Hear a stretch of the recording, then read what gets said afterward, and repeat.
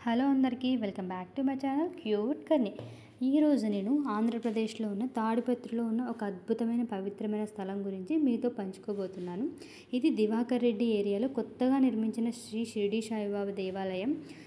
ఇంతకీ దివాకర్ రెడ్డి ఏరియా ఎక్కడ అనుకుంటున్నారా? అదేనండి, మన తాడిపత్రికి వెళ్ళి దివాకర్ రెడ్డి ఏరియా అంటే ఎవరైనా చెప్తారనమాట. ఇక్కడ వాతావరణం చాలా ప్రశాంతంగా ఉంటుంది. ఈ దేవాలయం అయితే నిర్మించి ఇప్పటికే 1 year పూర్తి అయిపోయింది. ఒక భక్తుడు తన గాఢమైన భక్తితో బాబా కోసం ఈ ఆలయాన్ని అయితే నిర్మించారని అక్కడ చెప్తూ ఉన్నారు. చాలా శ్రద్ధతో నిబద్ధతతో ఈ పవిత్ర స్థలాన్ని అయితే ఏర్పరిచారు. ఇప్పుడు అక్కడ మనం చూస్తున్న బాబా విగ్రహం ఎంతో ప్రత్యేకంగా ఉంటుంది.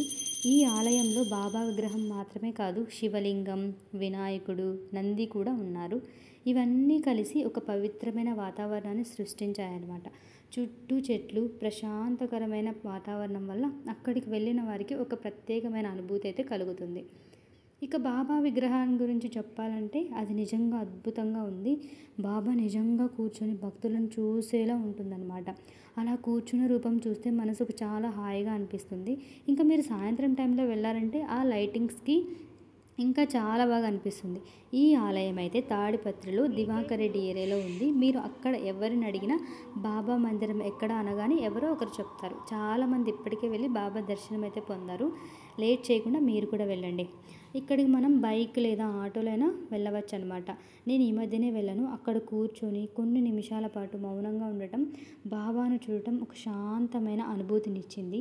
చిన్న ఆలయమైన మనసును ఆకట్టుకునే విధంగా ఉంటుందన్నమాట.